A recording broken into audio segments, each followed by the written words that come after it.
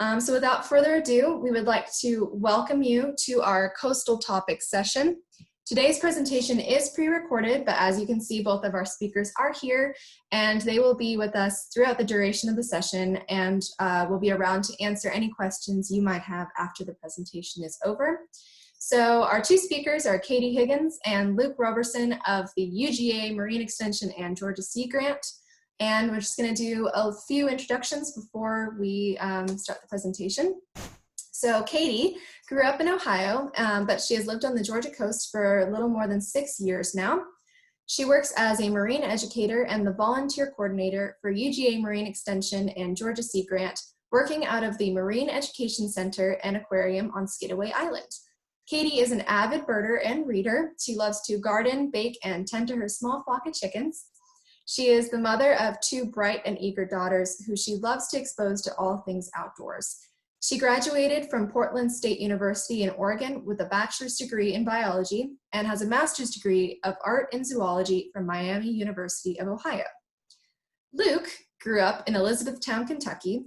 His biological career started after graduating from the University of Kentucky, after which he traveled out to northern Utah to volunteer for the U.S. Forest Service.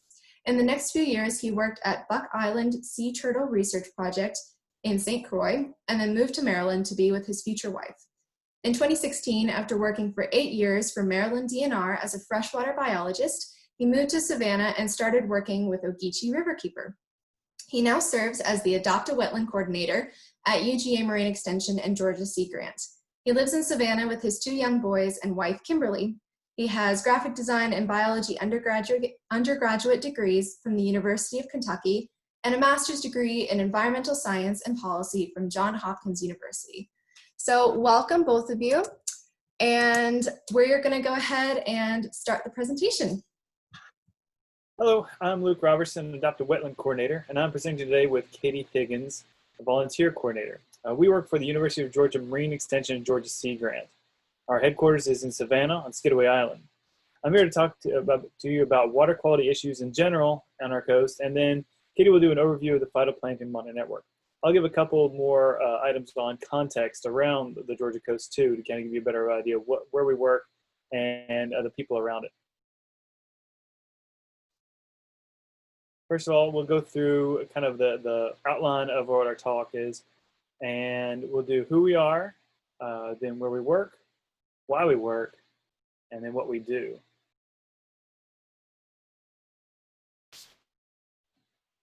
But first of all, I want to introduce our group, UGA Marine Extension and Georgia Sea Grant. Our mission has 4 goals: research, education, training, and outreach. To accomplish this, we rely on partnerships.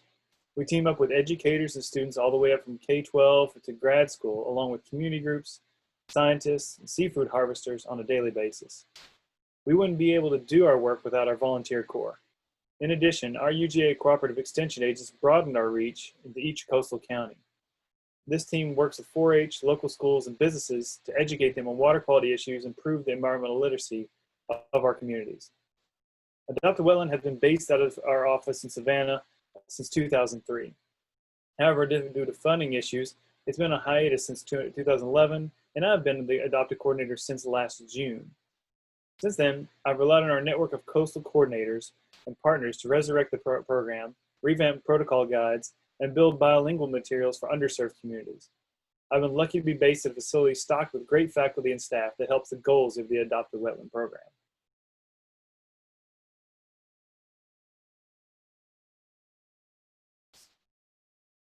Here's a broad overview of our coast. It's 100 miles long and consists of 5 coastal watersheds, each represented by a riverkeeper. I'd like to shout out to the Ogeechee Riverkeeper, where I used to work before I came on here at UGA. We serve 11 coastal counties that are affected by tidal waters. Our coast is a diverse mix of freshwater and saltwater environments, slow meandering rivers and thick swamps, sandy beaches, and giant savannas of spartina grass. The human element is also diverse, with a mix of urban and rural centers, urban centers in Savannah, Brunswick, St. Simons, along with smaller communities like Darien, St. Mary's, and Sunbury. The military also has a footprint on the coast, with bases in Savannah, Hinesville, and St. Mary's. There are large rural areas on the coast. For example, nearly half of McIntosh County is wetland, and although it might not seem like it when you're at a bar in St. Simons, and let me know if that ever happens again soon. That would be nice. If you get the opportunity to explore Wausau or Ossabaw Islands, or go up the river on the Altamaha, you'll find that wild places still do exist on the Georgia coast. The diversity extends to the economic situation of our residents. Compare the multi-million-dollar mansions on Sea Island to some places on Chatham or McIntosh County, and the disparity is evident. Environmental justice, equity, diversity, and inclusion of underrepresented groups along our coast is essential to achieving our goals. Bring more people into environmental stewardship and education makes our communities more resilient and more adaptive to changes in our environment. Now we'll go to why we work. Nationwide, marine wetlands are lost at approximately about 4,740 acres per year. The 100-mile Georgia coast contains approximately 17% of the remaining salt marsh along the entire U.S. eastern seaboard. The coastal population is estimated to increase 51% by 2030, with 32% of the adjacent land being developable, possibly affecting the salt marsh. Our wetlands act as a buffer for storm surge, which are especially helpful with increased hurricanes affecting our coast. The pollutants are filtered from our wetlands, and they act as a sponge for nutrients, with research showing a dramatic drop-off in chlorophyll levels as water runs from freshwater marsh to saltwater. Our wetlands are also a constant source of recreation, whether through birding, or fishing, writing, or music. Many generations of poets have been inspired by our coast. The famous poem, The Marshes of Glen, were written about the wetlands in and around Glenn County in Brunswick. Because of this inspiration, our coast holds a cultural identity. The Gullah Geechee community, descended from freed slaves, maintains a strong bond with the land and their waterways. Their culture is defined by this place and their people.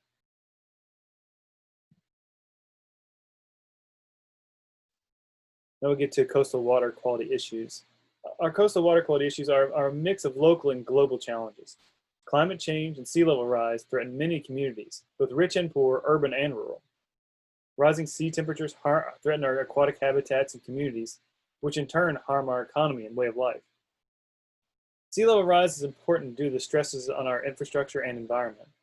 As we see higher water levels and ocean salinity, we've seen smooth cordgrass, the foundation of much of our wetlands, start to die back. Although they are extremely tolerant of salty water, inundation can still harm them. If we lose these grasses, then we lose their roots, which hold together the highly organic mud beneath them. From this, we start to lose more and more of the land. We've already seen losses of old hammocks, which are small patches of trees and soil among the grass, due to increasing salinity and sea level rise. Development also threatens our habitat and our water quality. Septic tanks built on low-lying areas are vulnerable to extreme weather events and flooding, and can be sources of hazardous pollution when inundated. Water uptake by agriculture and development are draining our aquifers. As we see more people move to the coast and experience the beauty of our wetlands, we make sure that we do not love the area to death. We'll talk a little bit more about nutrients with Katie, but bacteria is also a big issue on the coast. High levels of fecal indicator bacteria, or FIBs, can be found after big rainstorms. It can make swimming on the beach or harvesting seafood very harmful.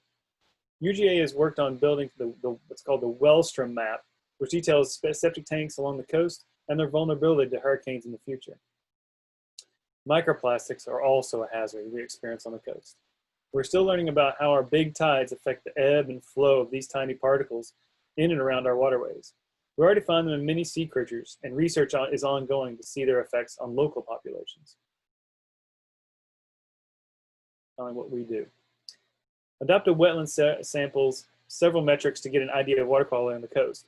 They work well for Adopt-A-Stream, but they're especially pertinent for our research here on the coast. Rising water temperatures affect our dissolved oxygen, possibly making habitat off-limits to shrimp, oysters, and other commercially important species. We already see how rising ocean levels affect habitats like the freshwater wetlands at Savannah Wildlife Refuge on the Savannah River outside of Savannah. Their communities of wading birds and alligators are threatened as their habitat starts shifting to saltwater marsh. Although not part of Adopt-A-Wetland, our microplastics volunteers are part of a very important network gathering data on this health concern and learning more about how it currently affects our waterways and what we can expect in the future. Finally, I want to hand things off to Katie to talk more about the phytoplankton monitoring network. Thanks, Katie. Thank you, Luke. I appreciate the opportunity to talk with you all about this very important issue. So the Phytoplankton Monitoring Network is a citizen science-based program coordinated through NOAA's National Centers for Coastal Ocean Science. They're located in Charleston, South Carolina. And we at Marine Extension and Georgia Sea Grant manage 2 collection sites along the Georgia coast within the network. The Skidaway River site has been collecting samples for over 15 years, while the Brunswick River site volunteers have been collecting samples for just over a year. I've been the volunteer coordinator with Marine Extension now for a little over 2 years and have the fortunate pleasure to be able to work with this very dedicated group of volunteers within our larger host of volunteers.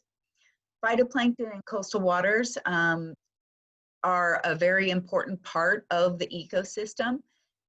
Just to give sort of a broad overview of what phytoplankton are and how they contribute to the health of the ecosystem. If you think about phyto, phyto actually means plant-like. So plant-like plankton are organisms which are primary producers in the ecosystem. They use photosynthesis just like our terrestrial plants do. They tend to be unicellular organisms and usually microscopic. They come in a couple of different forms. So we're going to talk just a little bit about diatoms versus dinoflagellates. Diatoms are unicellular organisms that are silica-based. So we like to say that they live in glass houses, and you can either find them as individual cells or in chains. You can also see them in sort of more geometric formations as well, depending on the species. And then dinoflagellates are cellulose-based organisms. So we like to say that they live in wooden houses. And you can see from these examples here that even though they come in a variety of forms, they always have sort of this upper and lower, this dorsal and ventral portion. Sorry, dorsal in this case is actually this part, and the ventral portion.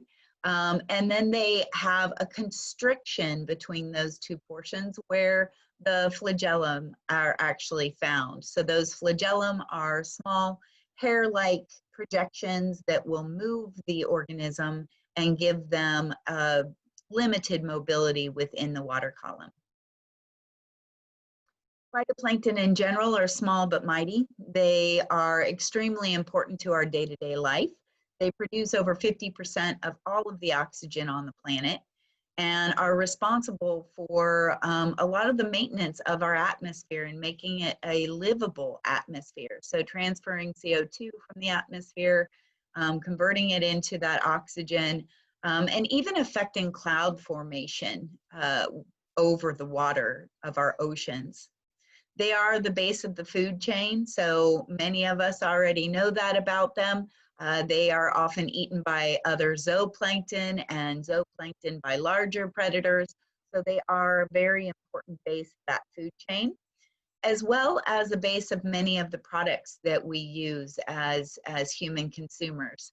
So just a really quick example that you may not think about every day, but your toothpaste is full of diatoms. So the portion that actually scrubs your teeth is made out of those silica-based diatoms to help clean your teeth.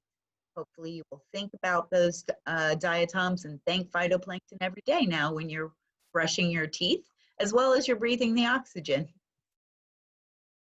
But just like anything, too much of a good thing can actually lead to issues. We are concerned with the Phytoplankton Monitoring Network. We're concerned mostly about those phytoplankton that can potentially cause hazardous algal blooms. So many times they occur in conditions that are just right after higher summer temperatures, which lead to higher salinity near shore and increased nutrients in the waters in the form of runoff, animal activity, and concentrated human activity, of course, can all lead to the perfect recipe for a phytoplankton bloom. The blooms themselves may lead to discolored water. Another common term for hazardous algal blooms is the red tide. So you'll often hear about red tides in our Florida waters and the Gulf coasts. That's actually caused by a very specific organism, Corynea brevia, which creates brevetoxins, and it can create a discoloration to the water as well as an aerosolized toxin that can cause problems for breathing and many other things. These blooms can also lead to decreased amounts of sunlight and oxygen dead zones. They can also produce serious health problems with toxins that they may produce, resulting in fishery die-offs, toxic shellfish, and much more. It's important to note that not all phytoplankton, when they are in bloom, will actually create a harmful algal bloom. It's actually a limited number of organisms that can be potentially harmful.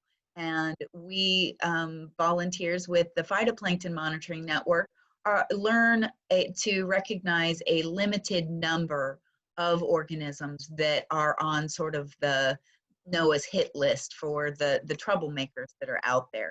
So they may cause physical damage. A couple of examples I have here, this organism, the Cattosaurus, that has kind of the spikes off of each of its square cells here. Those spikes, when this organism is in a bloom situation, they are taking up a huge amount of the volume of the water in the water space, and those projections can actually cause physical damage to fish gills. They can clog those gills and cause them to drown. While others, like this Acacio sanguinea, will produce substances.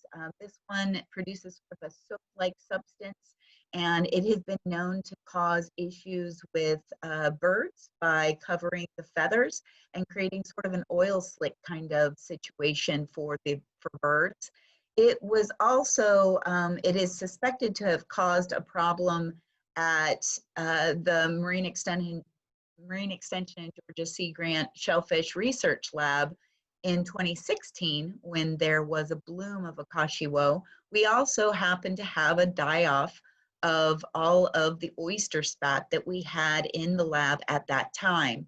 Our technicians, our manager was doing a major water change at the same time that this bloom was present, and we ended up with the die-off of all of the oysters in the system at that time. So this is a particular organism of ongoing research that is going on along the Georgia coast.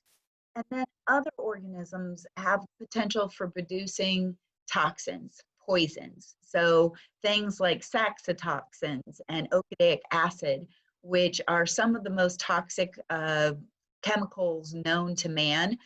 They have been used for chemical warfare. They can produce, you know, extreme discomfort, shellfish toxicity, etc. As I mentioned, Phytoplankton Monitoring Network is trained to recognize those sort of target species. And they started in 2001 as part of the Marine Biotoxins Program in Charleston. And currently we have over 60 active sites in 12 coastal states. Now, interestingly enough, in 2015, NOAA also started the freshwater cyanohab PMN. So that Phytoplankton Monitoring Network has now expanded into freshwater ecosystems. And that has already expanded to 47 sites in 18 states. So we're going to talk a little bit about that in a couple of minutes as well. Materials and support that is supplied to volunteers by NOAA include the equipment that it takes us to do weekly and bi-weekly monitoring. So we are very interested in salinity may affect phytoplankton communities on the coast. And so we do use refractometers to make sure that we take that ambient information on salinity and tidal stages, etc. We are given a small tow plankton net that we're able to take our samples with, and we are very importantly given ID sheets and training in order to identify those target species. The data that we take includes all of that ambient information, as I mentioned, on salinity and tidal phase, ambient temperatures, etc. And then as we go through and identify the species that we find, we not only look at those target species, but we also give a broad overview of what the phytoplankton community looks like at any given sampling period. So we want to get a good idea of what is in the water. And we'll often take, for those target species, we simply take whether they're present or not, or whether those numbers are elevated. And when we talk about elevation, we mean, are they in a bloom situation? They're taking up over 70% of our slide at that point. So it's a pretty easy differentiation between presence and bloom. We also take photos so that we can have quality control, and we send those to Charleston each week. And we will also preserve our samples so that they can go to our experts there at the PMN headquarters. Those samples are checked not only for Q&A purposes, but also if we do have a potentially toxin producing organism, they can check out the sample to make sure that there aren't, or they are or are not toxins present in that sample. The monitoring results, you can see here for our marine ecosystems, over 200 blooms have been reported. Of those, only 57 of those blooms were caused by potentially toxic species. And of those 57, only 14 have been confirmed toxic events. But those are a very important 14. When there are confirmed toxic events, that's when sort of the domino effect takes place and health departments are contacted and shellfish fisheries are closed and people are protected from some of those potentially deadly situations. Looking at the freshwater PMN, and that I do want to touch base on, since I know a lot of you here at the Confluence are working in freshwater ecosystems. Even though this is a fairly newer program, you can see that there have already been 37 reported blooms and 9 confirmed toxic events. Now, those are caused by cyanobacteria, caused by blue-green algae is another word that we use for the cyanobacteria. And as you can see, the impetus for building on a phytoplankton monitoring network that will focus on freshwater has been caused by the expansion of these blooms between 2010 and now. So there have been a huge explosion of these events over the contiguous United States. So you can see on this map all of the different algae blooms that have been going on recently. Just like for the marine PMN, there are target organisms. So if you are thinking about participating in this, it is really looking for 5 organisms that are out there, these target organisms. And like I said, there is support and training for identifying these organisms. Now, I am not trained on identifying freshwater cyanobacteria since I work on the coast, and we don't have quite as many of these blooms happening as we do with the marine organisms.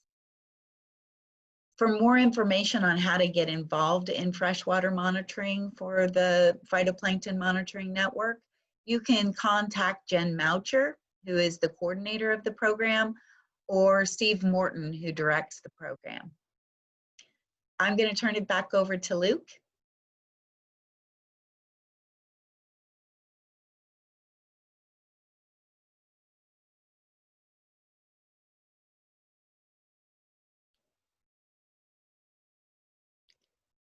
There we go. Now I'm unmuted. Thanks. Here's just ask any questions if you have any. I think we're live here. So thanks so much for listening to us, and we appreciate any questions. Thank you so much. Thank you. All right, thank you so much for your wonderful talk. 1 second, I need to get Luke back on here.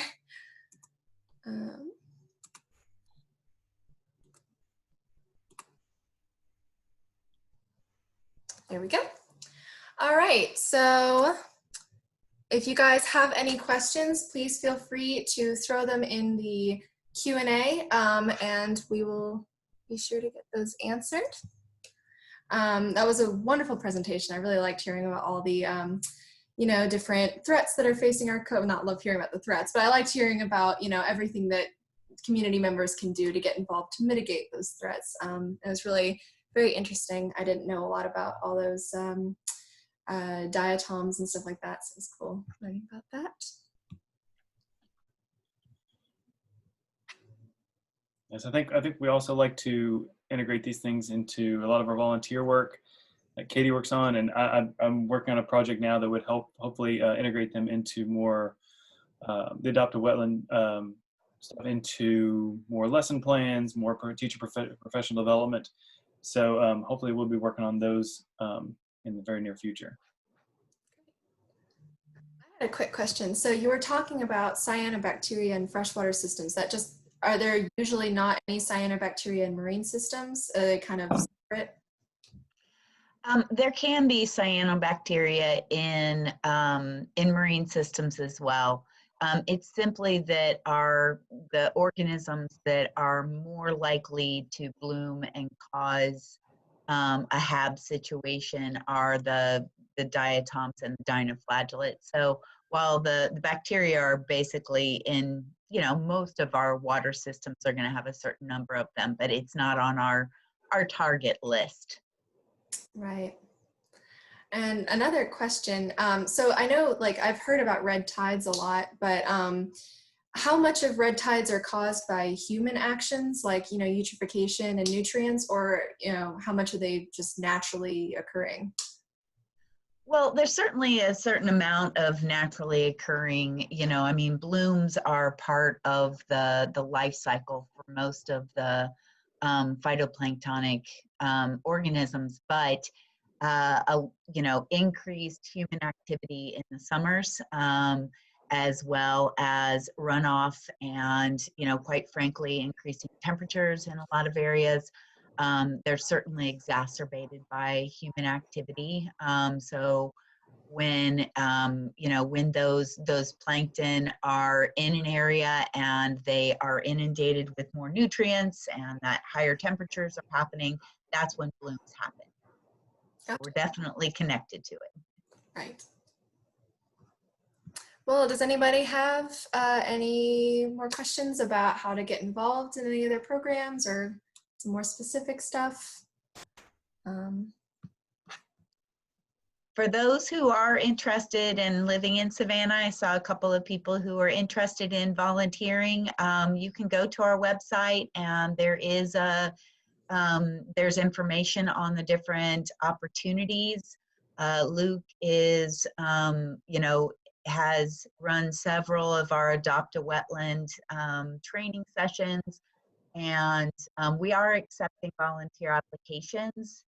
Just as as sort of a heads up, that is of course a little bit more limited. Our capacity is a little bit more limited right now due to COVID-19 and continuing concerns over social distancing.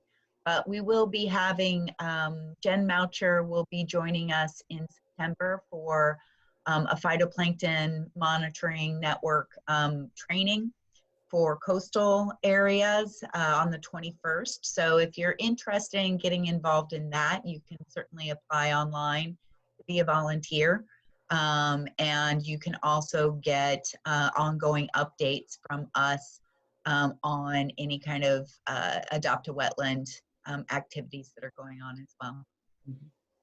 We do have one question from Johanna. She asked, due to rising temperatures, have you seen more algal blooms throughout the years?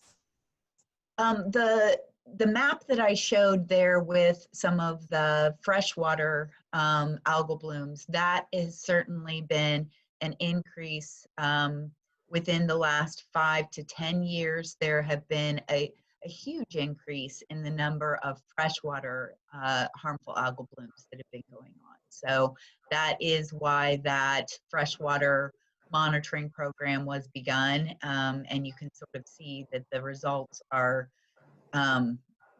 they're rising quite quickly. So so that is a concern. That's a great question. Well, does anybody else have any more questions? We'll hang on for just a second. Luke, do you have any further notes about your program?